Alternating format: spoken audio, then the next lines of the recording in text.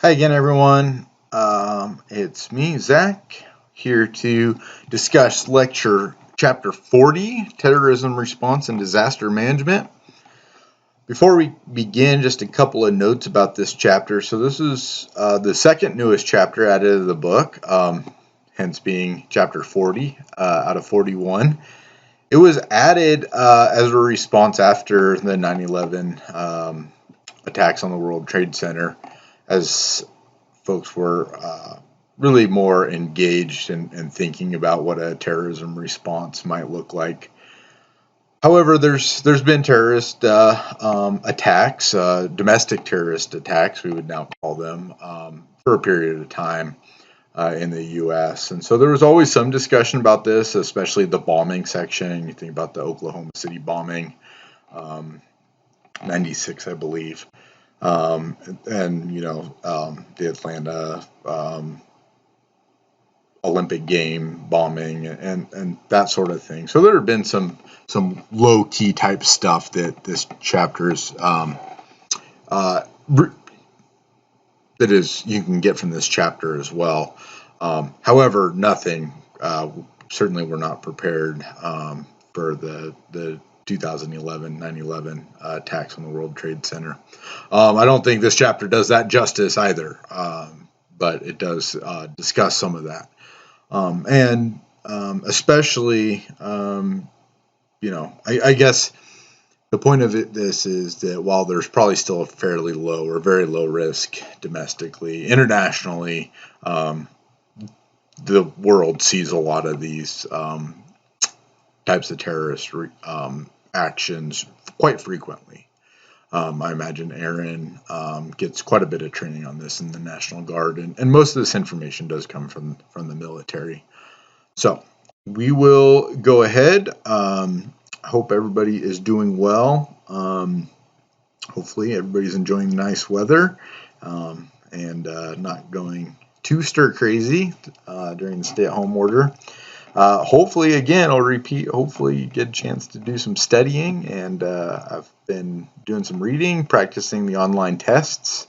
Your chances of passing the test the first time without doing some online tests, computer-based tests, are pretty low. So highly recommend that you do some of that.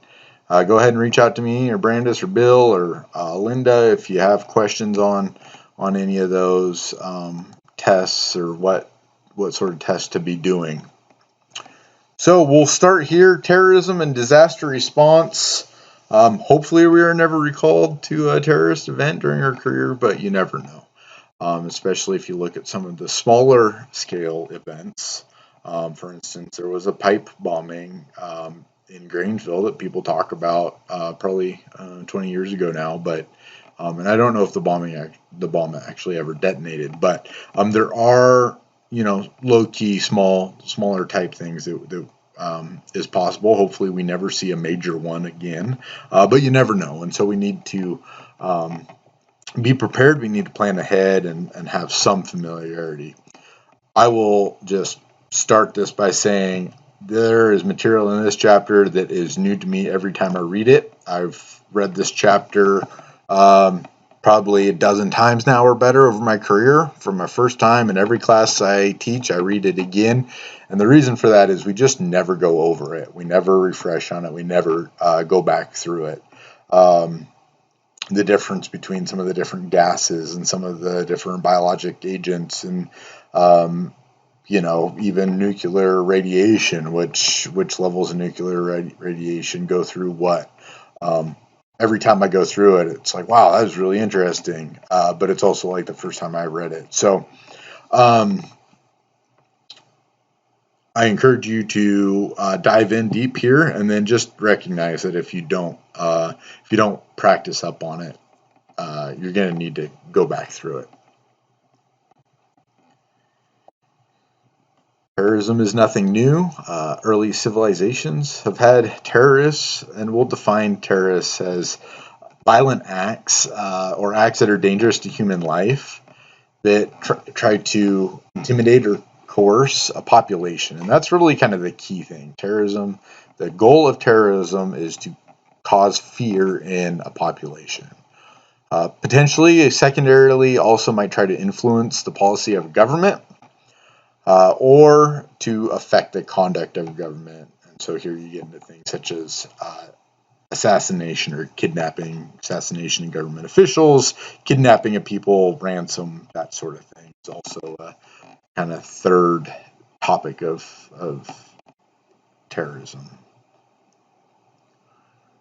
International terrorism is the most common type of terrorist. Happens very, very commonly, probably almost nearly daily. If we included scenarios like, somebody in Grangeville had a pipe bomb in the back of his pickup. If you take that internationally, there's probably something in that scale going on daily. And we hear about the bigger ones. But there's also domestic terrorism that occurs primarily inside the U.S. Domestic terrorists have struck many times. We probably give it different names now. I'm not sure. Somebody who was at a more mature age when it happened could tell me, like the Oklahoma City bombing, if we called that domestic terrorism right from the get-go. I don't know. Certainly now, in retrospect, we would label that as such. It is important to recognize that while many different groups might have the goal of disrupting normal life, only a very, very small percentage of groups actually turn to terrorism to achieve their goals. Oftentimes there's a religious element, especially a religious extremist element. And this is true. There can be cases of this domestically as well, and some of the doomsday cults oftentimes have a religious bend. But there's also extreme political groups, and especially when you get international terrorism, there's not much difference between religious extremists and religious extremism and political extremism. Oftentimes there's convergence on that, especially what we see in the Middle East, and so all these things can be very intertwined.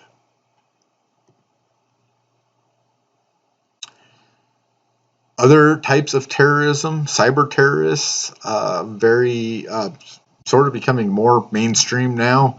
I think the retaliation by Iran for an attack, a U.S. government attack this last winter or fall, I guess it was, late 2019 or early 2020. U.S. carried out a strike, killed an Iranian official. Part of Iran's counter to that was what we would call cyber terrorism. Luckily, the impact was pretty small, but they were able to infiltrate a government website and take control of a government website. It was some website that is very obscure and no one would really go to in their day-to-day business. But nonetheless, they flexed their muscles and showed that they could do that. The difference between that and the difference, if they took down Google or something like that, it really could affect a large portion of the population. And then finally, included in the definition of terrorism are some single issue groups. So you can read through that. Anarchists, eco-terrorists. Eco-terrorists are one that I've dealt with in my career. Grew up with a bunch of, we would call them tree sitters now, Earth First types coming in, taking control of basically my town that I grew up in. Also was there, little side note, so there was a Forest Service ranger station that was burnt down in my hometown when I was growing up, that was set on fire, arson, by one of these eco-terrorist groups. That is particularly memorable for me, both because of the incident. I remember that day, had a lot of friends whose parents worked for the Forest Service, and the ranger station being burned down was a huge deal. But I also, on the groundbreaking for the rebuilding of that ranger station, I carried the American flag at the groundbreaking ceremony and was there with some United States senators and governors and that sort of thing. So it was kind of a memorable thing for me, but that was all an act of terrorism by eco-terrorists. So we'll be talking throughout the rest of this chapter about weapons of mass destruction. Again, kind of a new term for it, also called weapons of mass casualty. But it's anything that is used to kill or cause morbidity or mortality to a bunch of people, or cause massive damage to property or infrastructure. We group these into different groups. There's two different acronyms. Be Nice is the acronym that domestically we use, the civilian term. CBRNE is the military term, and so that's probably what like Aaron would be more familiar with. We actually use CBRNE in our Forest Service EMS classes quite a bit. But Be Nice stands for biologic, nuclear, incendiary, meaning bombs, or not necessarily bombs, incendiary, things that burn, oftentimes coupled with an explosive to make a bomb. Chemical and explosive. And the traditional military mnemonic is CBRNE, chemical, biologic, radiologic, nuclear, and explosive. To me, this one is a little bit clearer, but both are good mnemonics to remember. Whatever you can remember is good.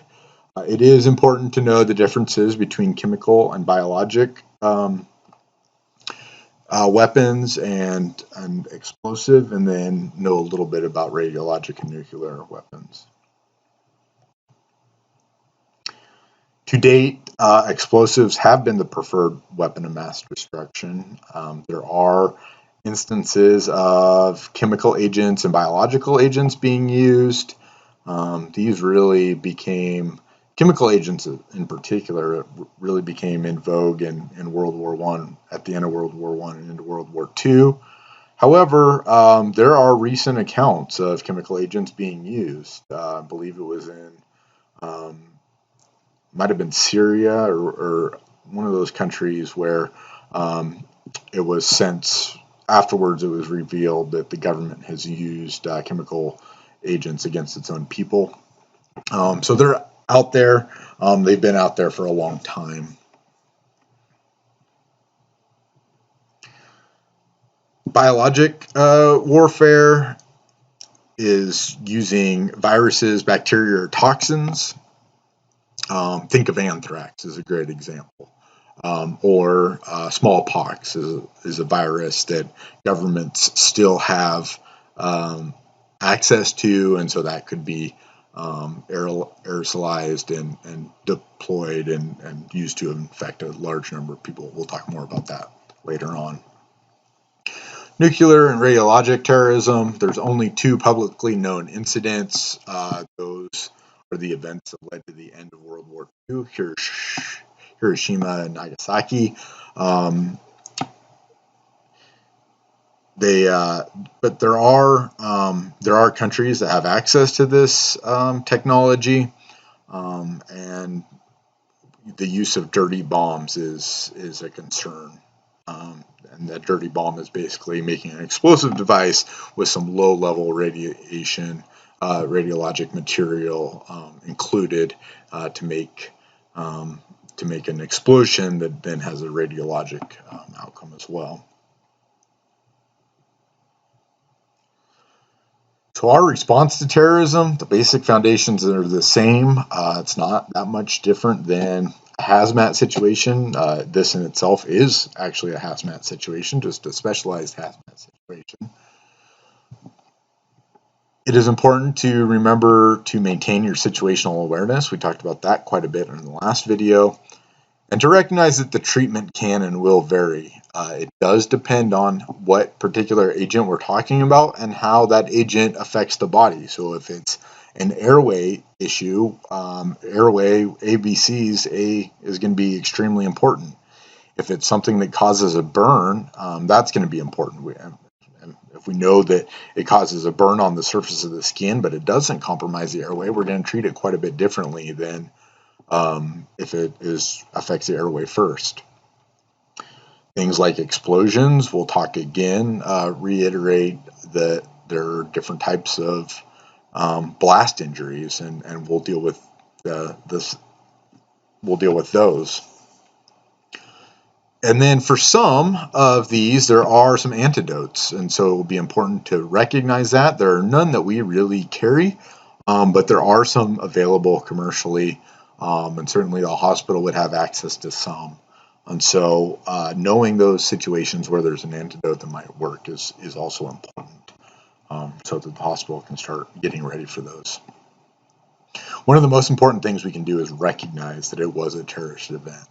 And so for us, we go into a situation and start looking around and, hey, this is kind of strange. All these people have this same signs and symptoms, and they were doing the same thing, and then it's all started having these same issues.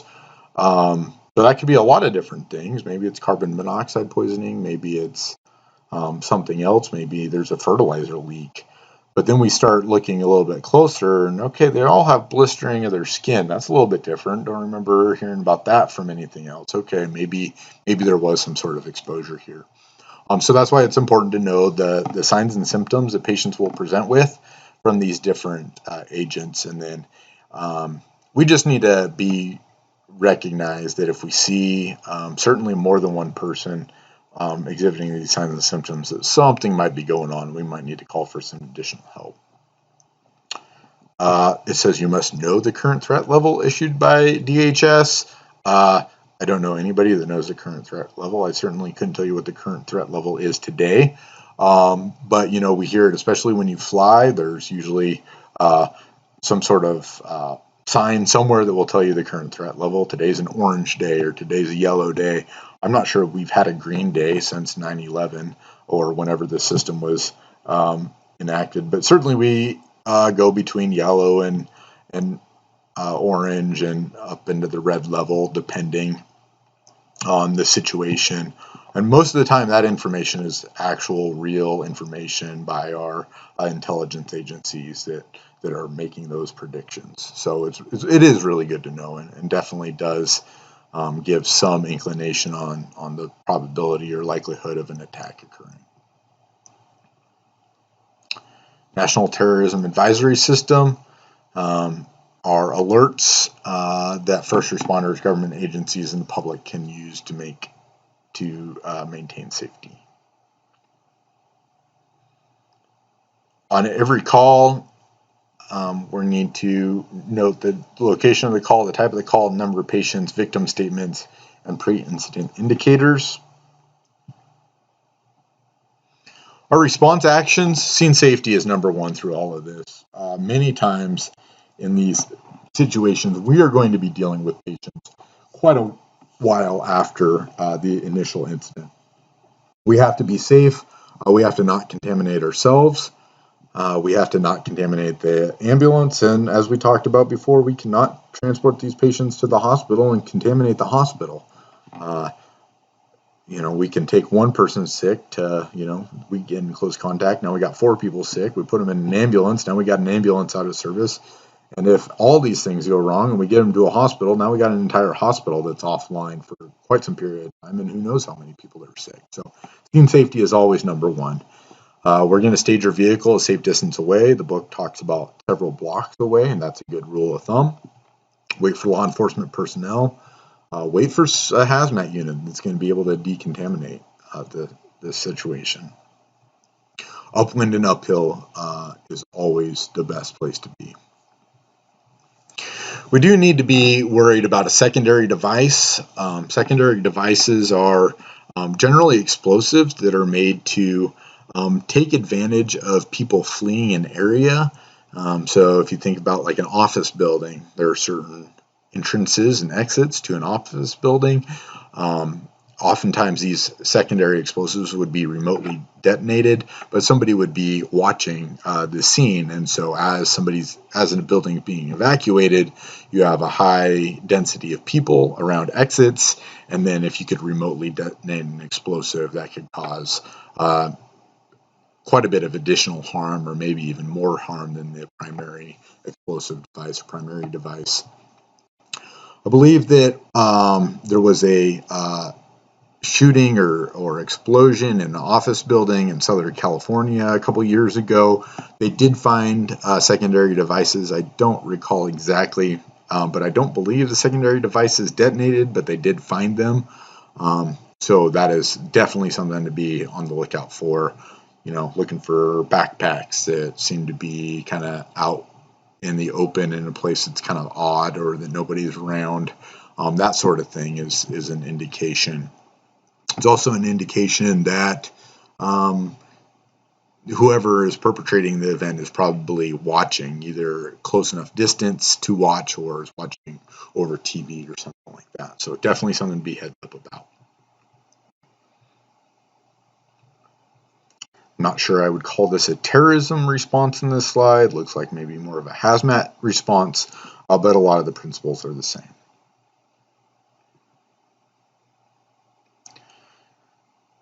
Responder safety, our best protection and our goal is to avoid coming into contact with the agent. We're going to call it contamination if we have direct contact with the agent. And cross-contamination then occurs if I then become in contact with somebody else. We're going to notify dispatch of the nature of the event. If we require any additional resources, we will. Any terrorism event, we're at least going to need law enforcement, and most likely going to need hazmat. We might need a bomb squad. We might need who knows what. But let dispatch know what we got. Hopefully they never send us to a hazmat incident on our own. However, or a terrorist incident on our own. However, if we get there and we make the initial determination, oh crap, this might be something big, we might have to do some of those initial notifications, call back dispatch, get stuff coming our way. The estimated number of patients is important, and the optimal route of approach. So if you have a couple of different routes, we're going to want to pick the one where the incident is downhill from us and downwind. And downhill is especially important. We're going to want to establish a staging area, and again tell dispatch that as well as the route that we're going to use to get to that staging area. And the only people that are going to be going in that warm zone or that hot zone are going to be trained responders that have the proper PPE to deal with that.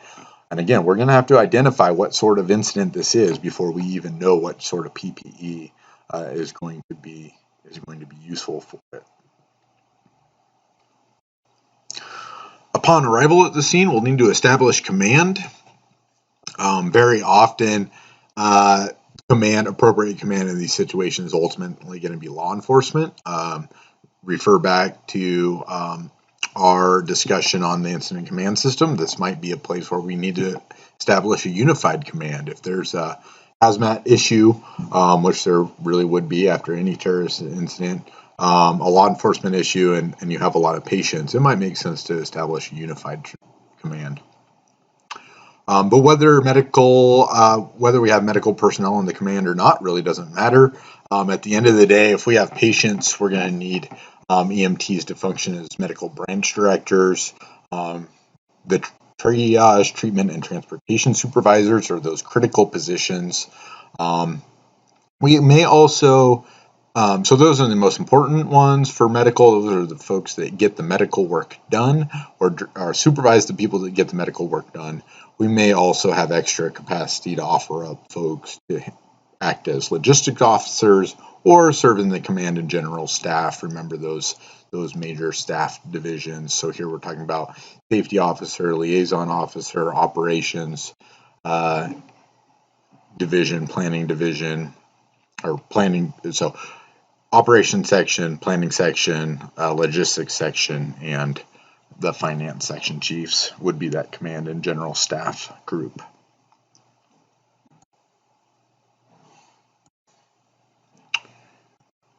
We're going to need to reassess safety continually. So we're going to talk about a couple of different types of weapons of mass destruction is what we're calling them here, but basically different agents that could be used for terrorist purposes. The first is chemical agents. Chemical agents are liquids or gas that are dispersed to kill or injure. There's two different types or broad categories. So we call them either persistent or non-persistent. So persistent agents are going to remain on the surface for a long period of time, and non-persistent agents or volatile agents are going to evaporate quickly. These are important. So persistent agents are going to, they're even some that will remain in place for weeks. So those are oftentimes going to be a contact hazard, a skin hazard that we touch, and then we get contaminated. The volatile agents could be infectious through touch, but oftentimes are going to be the airborne agents that cause either respiratory issues or we breathe them in and get infected that way.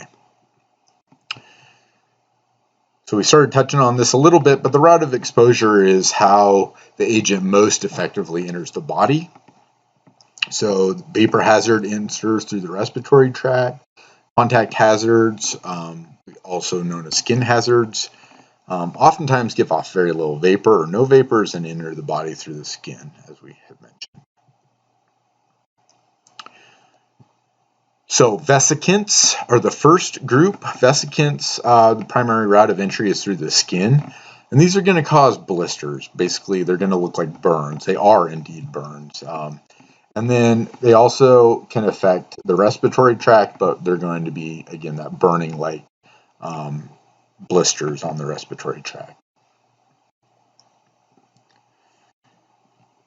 Oftentimes, they're not always, but most often, if they're going to cause the most damage if there's moisture involved. So our mucous membranes, our respiratory tracts, that is where the most of the damage is likely to occur. Signs and symptoms of vesicant exposure: skin irritation, burning, and reddening is going to be key. So think about like basically a burn. There might be immediate or intense skin pain and formation of large blisters on the skin. You might have a gray discoloration of the skin, and we talked about. Hi, Brandis. Hi. We talked about these chemicals often be attracted to moisture, and so irritated eyes, swollen and closed eyes are going to be of particular importance. A few specific types: sulfur mustard gas is one of the most well known. It's a brownish yellowish oily substance considered to be very persistent. It begins an irreversible process of damage to the cells that actually causes damage to the cells to become damaged, and that causes the next cells to become damaged, and they are actually irreparable. It also attacks cells in the bone marrow as well. Additionally, the vapors of mustard gas can be inhaled and can create upper and lower airway compromise. And again, once this damage to the cell occurs, it continues and is irreversible. Mustard gas is very old, I believe World War II, or maybe developed just prior to World War II. Because it's so old, and the technology is pretty easy, I think you could probably, with a good high school chemist, could probably create mustard gas. It is readily available, and so it is fairly easy for a terrorist organization or country to get their hands on. Some others: lewisite, phosgene, oxime. If I'm pronouncing any of these wrong, somebody, maybe Aaron, can correct me. But they produce blister wounds very similar to mustard gas. They produce immediate and intense pain and discomfort, and again cause a grayish discoloration at the contaminated site. There are no antidotes known for mustard or CX exposure. Ensure that the patient has been decontaminated before treatment is initiated. Airway support is going to be huge. Any of these substances where they're inhaled, airway is critical. Just basically plan on that patient at some point is going to lose their airway, the patency of their airway, and we're going to need to be using bag valve mask, high flow oxygen with an oral airway adjunct. Generally, a burn center is best equipped to handle these sorts of wounds. So our closest burn centers are Harborview Medical Center in Seattle and University of Utah in Salt Lake. Those are the level 1 burn centers. We don't send patients directly there. They would have to go to Grangeville, and then either directly from Grangeville flown to those hospitals, or they might go to like a level 2 burn center before they go on to level 1 burn center.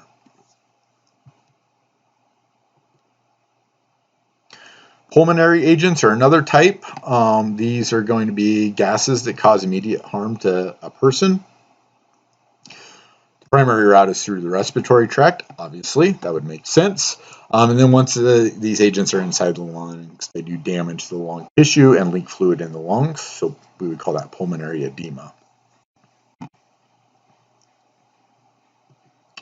do want to mention, before we continue, these abbreviations in parentheses, like CX, or we'll talk about some of the others. This one's CL. These are the military abbreviations that we use that EMS has adopted, but the military has developed and is the controller of these abbreviations. So chlorine gas, the first chemical agent ever used in warfare.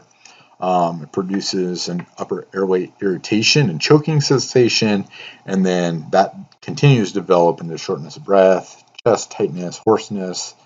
You might hear some stridor, gasping and coughing, and like we mentioned, with all of these, they eventually create pulmonary edema, cause the patient to not be able to breathe. Phosgene, which is different than the phosgene we talked about earlier, is a product of combustion, very potent agent, but it has a delayed onset of symptoms. So where chlorine gas is almost immediate, phosgene happens later. You can be breathing it in, and then the symptoms start occurring over time. It actually makes it pretty dangerous because you can be exposed for quite a period of time before you actually know. Whereas chlorine, oh crap, this is chlorine gas, I'm getting out of the area or shutting the door or moving. With phosgene, you might not know that. So the symptoms of mild exposure might include nausea, chest tightness, severe cough, dyspnea or difficulty breathing on exertion, and again, like all these, pulmonary edema. Treatment for pulmonary edema, it's aggressive ABC management, especially the airway. We might need to use bag valve mask, positive pressure ventilations. So might need to suction the airway. High flow oxygen is always going to be indicated. Don't allow the patient to be active. You increase activity, and that increases the need for oxygen, which these patients aren't going to be able to get more of because of that pulmonary edema. There are no antidotes for any of this. Consider requesting LS, which for us means letting the hospital know and getting a lifeline en route. These patients will be flown somewhere.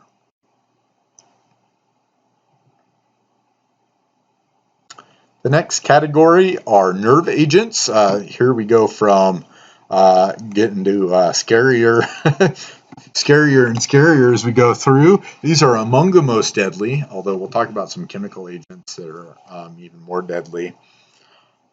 These can sometimes cause cardiac arrest, or some of these do cause cardiac arrest within seconds to minutes. The G agents came from the early nerve agents, which are the G series. So if they have a G, they're the earliest, and then it just progresses and gets scarier and crazier and deadlier from there. All these are just some bad shit that we don't want to be near, but having some idea about them is important. So here are some of the different ones. So we have GA, GB, GD, and then VX. And VX is the most lethal and difficult to decontaminate. You'll see one thing is all of these have an onset of symptoms of immediate. They differ in their volatility. So higher volatile ones are going to be more of a vapor hazard. Lower volatile ones are going to be more of a skin contact hazard. You'll see, like for V agent or VX, there's no vapor hazard and very low volatility. But that means it's going to persist for a long period of time, and it's going to be infected through the skin for a long period of time, and it can be very difficult to decontaminate. The ones that become a vapor hazard and are highly volatile are very scary, but they're also generally pretty easy to decontaminate.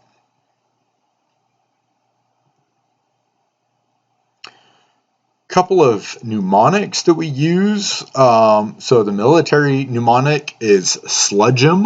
The medical mnemonic is dumbbells. I don't know why we have to have two different mnemonics. I don't really get it. But again, for these, I kind of like the military mnemonic better. They do say that the medical mnemonic is a little bit better for the civilian group because the things listed are the most serious things that we need to treat. The military mnemonic, these are signs and symptoms to be looking for to hopefully recognize exposure. The medical mnemonic, these are the most serious issues that we need to treat. But a couple of important things, meiosis or pinpoint pupils, there are only a couple of things that cause meiosis. Head injuries being one of them, opioid overdoses being another. But if you rule those things out, you might be suspecting some sort of exposure to a nerve agent. Diarrhea, urination are also important. So slowing of the cardiovascular system is also noted. Emesis or vomiting, excessive tearing is noted on both of these. And then you have muscle twitching and seizure-like activity. There is an antidote for nerve agents. It's called duodote. This is duodote, duo meaning two. There's two different active ingredients that are combined together. And so it's atropine, which stops the reaction, and then it's called 2-PAM is the second agent that helps the body get rid of the rest of the agent that's in the body. So atropine is kind of what saves your life, I guess, but it acts for a short period of time, and some of these agents can persist for quite a while in the body, and so that 2-PAM actually helps the body expel the rest of that agent. Duodote, I haven't really seen them. It's kind of a military thing primarily. Bigger agencies might have access to a duodote. It is interesting to note duodote is in the EMT scope of practice. So again, I've never really seen one other than expired ones for training, but if you ever did have access to one and need one, it's certainly within your ability and within your scope of practice once you get licensed to give. It is basically like an EpiPen, operates the same way. I have heard that duodote is carried by the Farm Service Agency, and some of those groups and government agencies that poison coyotes and cyanide traps. Here, it's not listed as an antidote for cyanide, but I've heard that it does work for that as well, and that some folks that set those cyanide traps carry duodote in case they're accidentally exposed. We would have to confirm that to make sure, but Bill's much more in the know on that and tells me that's true, so quite true. The next group of agents we'll go over is metabolic agents. So this includes hydrogen cyanide, like we were just talking about, and cyanogen chloride that affects the body's ability to use oxygen, basically causes you to starve for oxygen. Might be found in industrial settings. A lot of these are actually found in industrial settings. Chlorine gas, swimming pool oftentimes have large amounts of chlorine. So some of these are found around, not just in terrorist activities. With metabolic agents, we're worried about dizziness, lightheadedness, headache, and vomiting.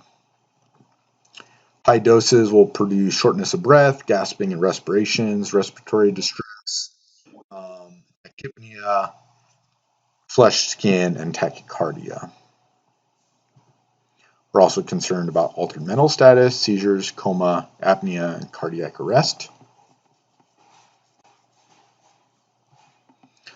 So for cyanide, we want to make sure that the patient's clothes are removed because it will off-gas into the ambulance.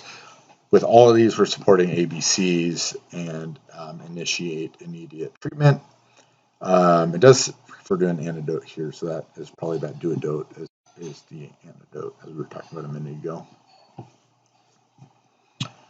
All right, continuing our journey into scary terrorist agents. Biologic agents can be almost completely undetectable. Diseases oftentimes are similar to another disease and oftentimes similar to a minor illness. When that happens, it's very hard to detect them, and it becomes difficult to recognize that there was some sort of attack. Diseases may be spread in a couple of different ways, and the dissemination means the way that the terrorist will spread the agent. A disease vector is an animal that spreads the disease to another animal. So we use the term communicability as the term of how the disease spreads from one human to another, and the incubation is a period of time between the exposure and the first appearance of symptoms. That incubation periods are in the news right now with the coronavirus and COVID-19, obviously not a terrorist agent currently, hopefully never in the future, but same incubation period means the same thing. So from the time you're exposed to when you start showing signs and symptoms is the incubation period.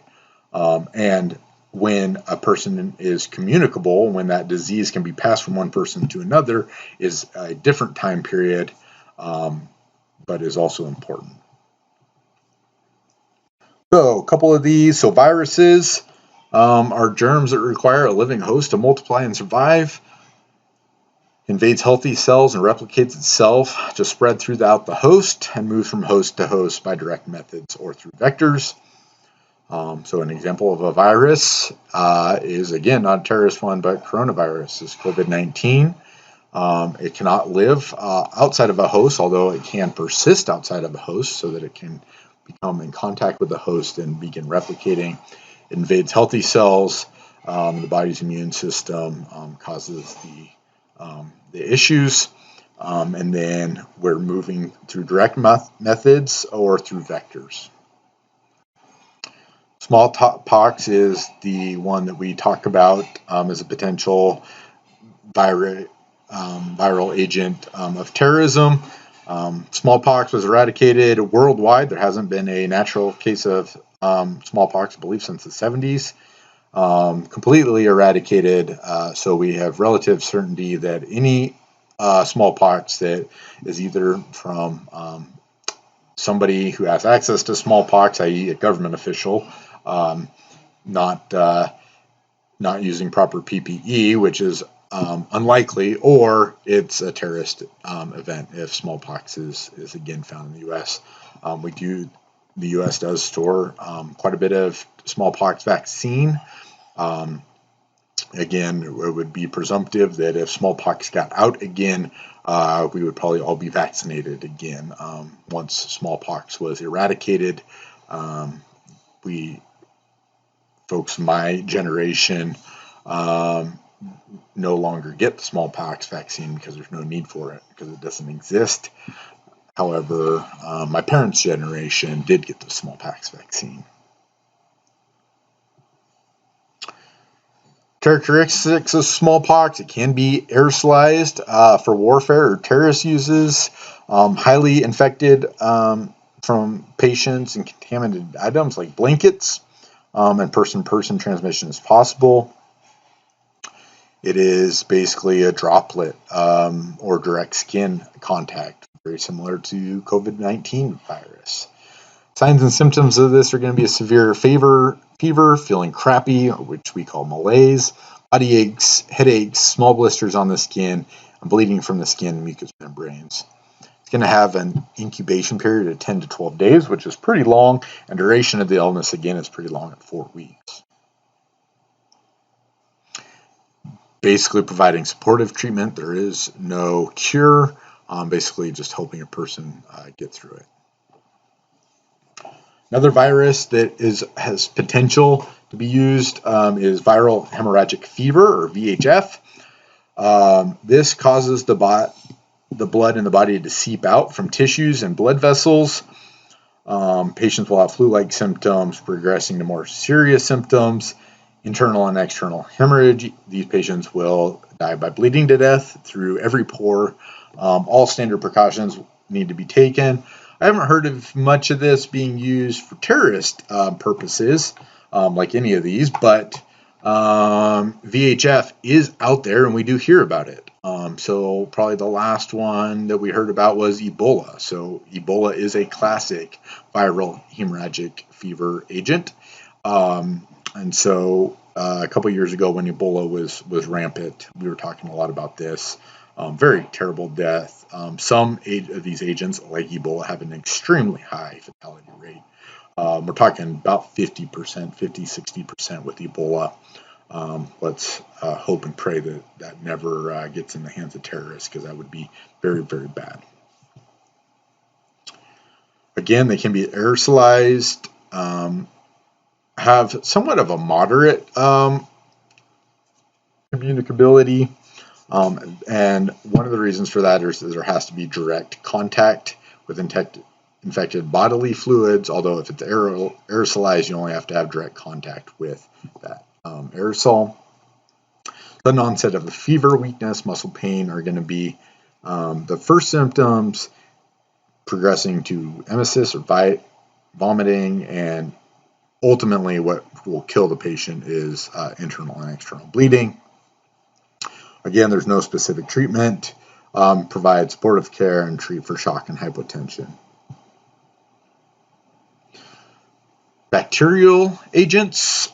So bacteria differs from viruses that they do not require a host to multiply and live, where viruses do and can only survive for short periods of time. Outside of a host, bacteria do not require a host. They're many times larger than a virus. So if you think about bacteria, have to have at least one full cell, and where viruses are less than a cell big. We're talking strands of DNA big sometimes. So bacteria, because they have to be at least a cell big, are much more complex. They have all the parts of a cell, mitochondria, cell walls, that sort of thing, nucleus, and they can grow to be much, much larger, up to 100 times larger than viruses. That's good and bad news. It's good news because masks and PPE and that sort of thing are much better at stopping them. A cloth mask, a homemade cloth mask, is absolutely much more likely to stop bacteria than a virus because it's so much bigger.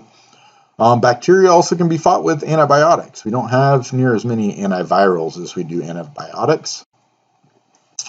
And like the viral infections, bacterial infections, oftentimes are going to start with flu-like symptoms. One of the bacterial agents that we can talk about is anthrax. It's basically a deadly spore. Inhalation and also through the skin or cutaneous routes, potentially gastrointestinal. Pulmonary anthrax is the most deadly. Anytime you get someone breathe in there, it's pretty deadly. Antibiotics have been used successfully.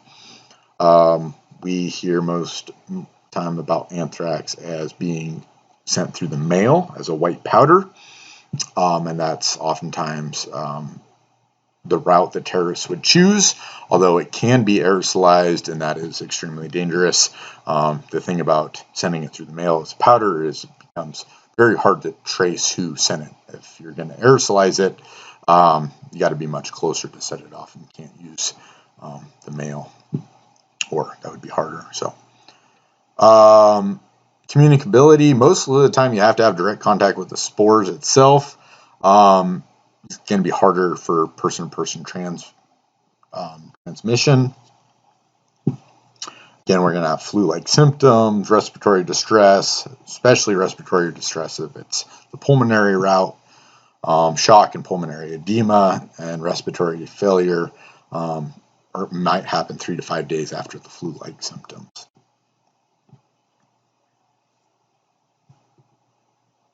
Another bacteria is the plague.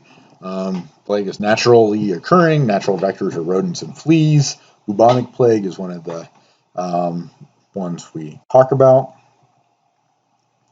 There's some bacterial infections.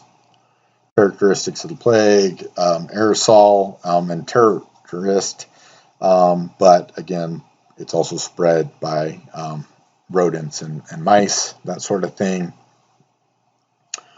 Could be ingested, inhaled, or through the skin, going to cause fever, headache, muscle pain, and tenderness, pneumonia, shortness of breath, and if it's bubonic, it's going to cause lymph node pain and enlargement.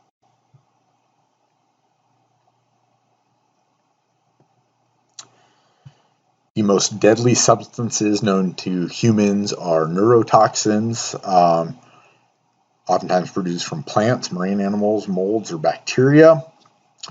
The route of entry is going to be ingestion, inhalation, or injection. They're not contagious. You have to have a direct exposure to the neurotoxin itself. So I guess that's good. That's cool. These are very, very scary, and sometimes are not. They're made from plants, so oftentimes, people can recreate that. Botulinum toxin is the most potent neurotoxin. It's produced by a bacteria. This is why we boil something canned by our grandma for 10 minutes before we eat it to prevent botulism. And basically the same thing. This would be botulism that is used by terrorists to do the same sort of thing.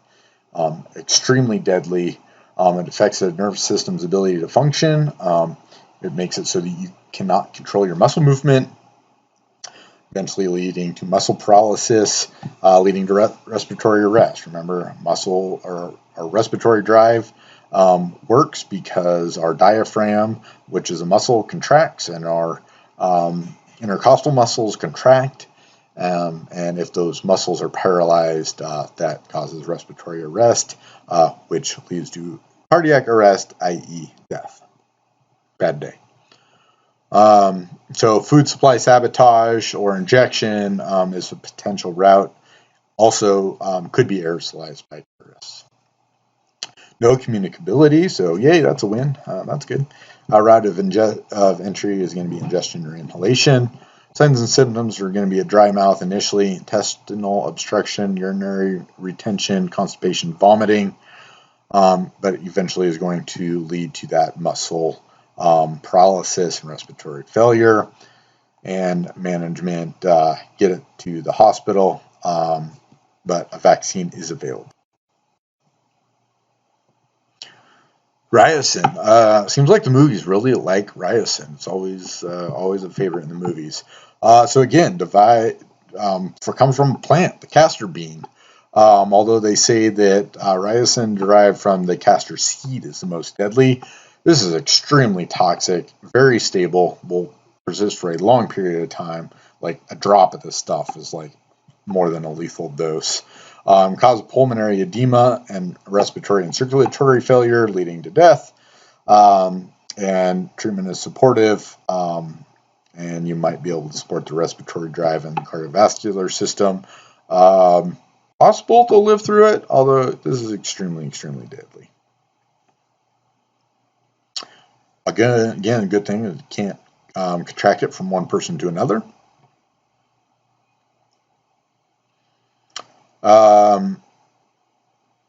Injection, no signs except swelling at the injection site and then death. That's scary. If it's ingested, there might be some nausea and vomiting, internal bleeding, and then death. Inhaled, might have some more symptoms, cough, difficulty breathing, tightness in the chest, etc. No treatment or vaccine available.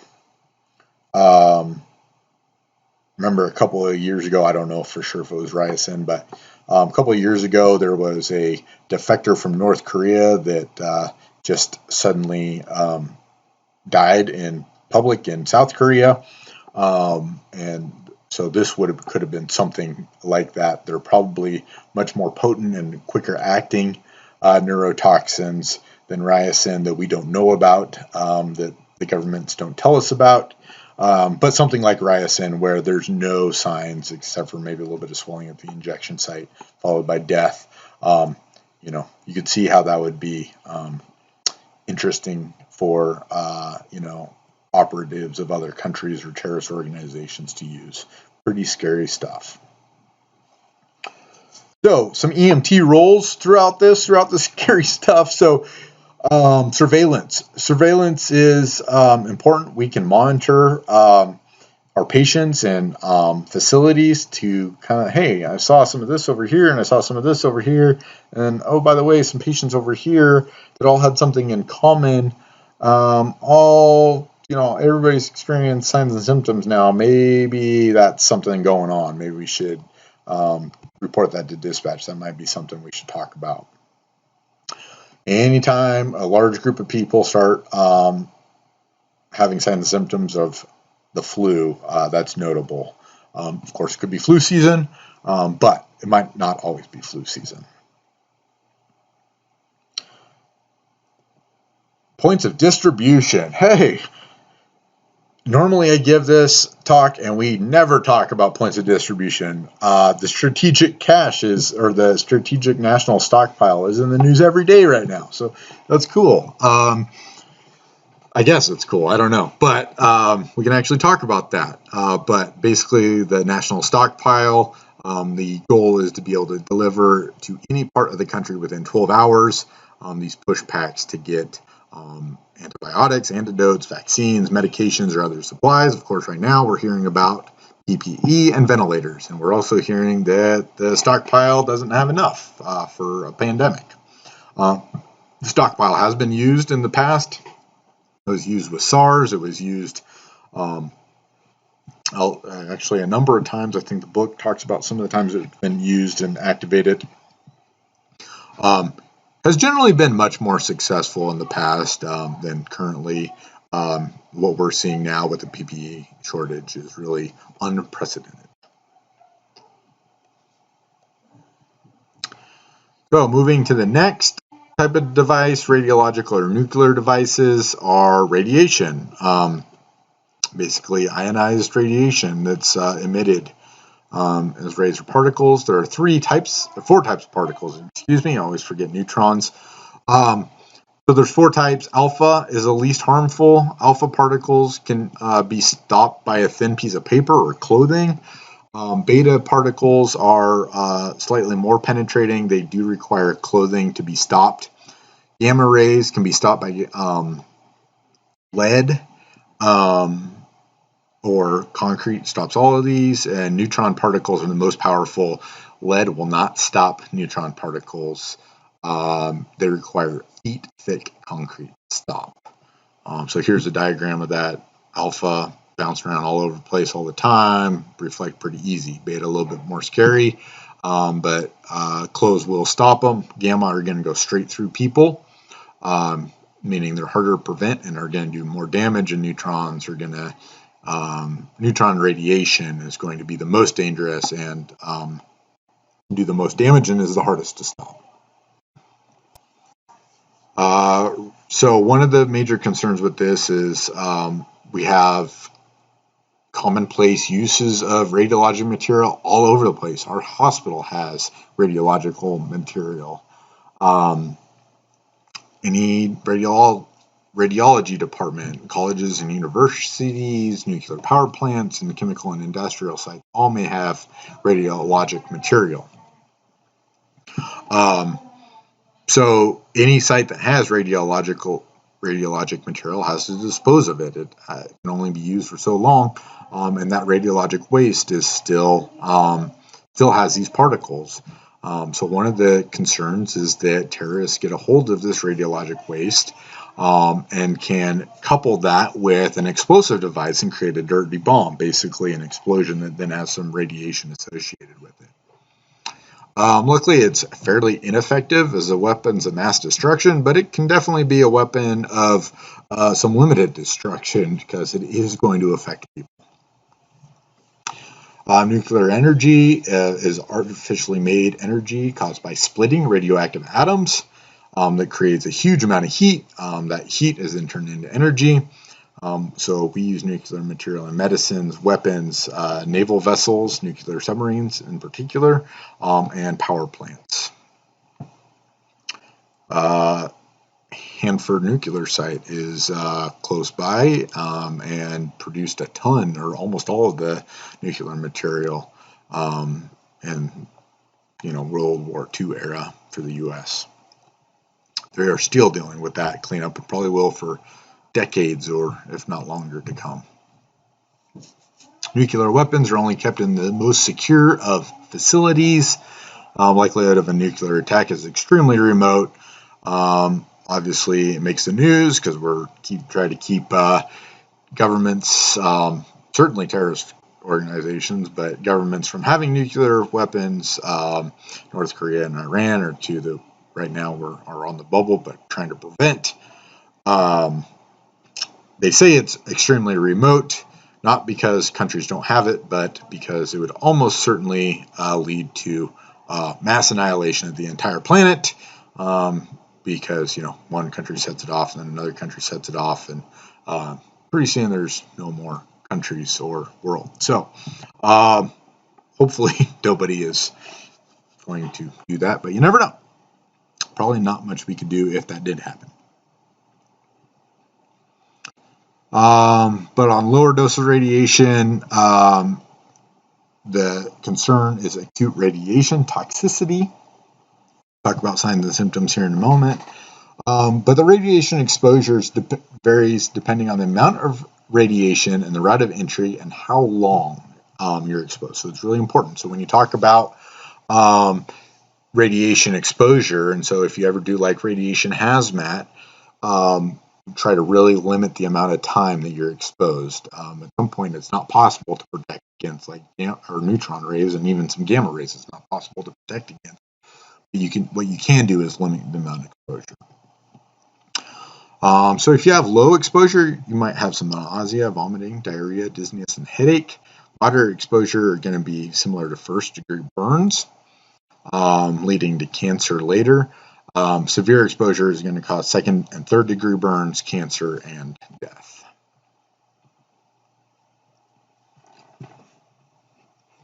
Being exposed in itself doesn't make a patient contaminated or radioactive. However, they might still have that radioactive source on their body. After decontamination, you may begin treatment with ABCs, wear proper PPE. There is no protective gear that is going to completely shield you from all radiation. Remember, just our clothes are going to be enough, alpha and beta particles. But you're going to need lead to protect against gamma particles, and there's nothing we can do that is going to protect us from neutron particles other than concrete shielding, which if I have several feet or yards of concrete between me and the patient, I'm not going to be able to do much for that patient because I can't do a whole lot between a concrete wall. So finally, incendiary and explosive devices. Incendiary meaning used to start fires, and explosives being bombs. Come in all shapes and sizes. This is probably the most common weapon of mass destruction, is what's used most frequently. pipe bombs and the sort. So quick recap, we have the primary blast injury, which is the direct effects of the pressure wave on the body. And this is really only is going to affect hollow organs. So bladder, stomach, intestines, lungs. And the lungs are, in fact, the greatest cause of morbidity and mortality. Secondary blast injury, you'll recall, is the penetrating injury that results from flying debris. It doesn't necessarily have to be penetrating. It could be something comes and hits me causing a blunt injury that doesn't penetrate, but it's still that secondary blast injury. The tertiary blast injury is whole body displacement. Think in the cartoons of the person flying through the air and hitting something else. That's tertiary blast injury. It also can include a crush injury. And the fourth blast injury is another injury caused by the blast wave itself. So the physics of an explosion, substance is going to be detonated, causes conversion to a gas under high pressure, causes a spherical blast wave, so pressurizes, explodes, blast wave, out. That's going to cause flying debris and high winds. Hollow organs, middle ear, lung, and GI tract are most susceptible. And the ear is the organ system most sensitive, although the most concerning are blast injuries to the lungs. And be aware that we can also have primary blast injuries, although probably also secondary and tertiary blast injuries that cause contusions and hemorrhages as well. Like I said, blast lung is the most common cause of death, and we're always be on the lookout for neurologic injuries. You could fall back, hit your head, and have some head trauma. And extremity injuries are very common. Think about soldiers overseas having, IEDs or improvised explosive devices are a type of explosive device. Very commonly are going to cause amputations to the injuries. Think of landmines, or would be another type of explosive device that are going to do the same. So that is the end of this chapter. It is important to go through how much of this is going to be on the test. Probably not that much, but it is important. And again, it's important to recognize where this chapter came from, and that's because of some of the terrorist attacks in the U.S. My prediction is either amended to this chapter or a whole new chapter in the next edition of the textbook will be a pandemic response chapter. I think that this coronavirus, COVID-19, will be significant enough. We are seeing EMS change the way we are operating, and it will probably be up front in the book, but I would not be surprised if it's amended to this chapter or if it gets its whole new chapter in the future. So when you all are teaching EMT classes, maybe 5-10 years from now, you can think back and, I remember when that chapter got added, and that was quite the situation. We had to go to online learning for our whole class. So that'll be interesting to see. But certainly this COVID-19 is unprecedented. It is taxing EMS systems in the hardest hit areas to an extent that has never been seen before. New York is having the highest daily volume of EMS calls ever. That is significant, more than the day on 9/11. They are seeing more calls in a single day than they had on 9/11 because of the COVID-19 outbreak. So it is important.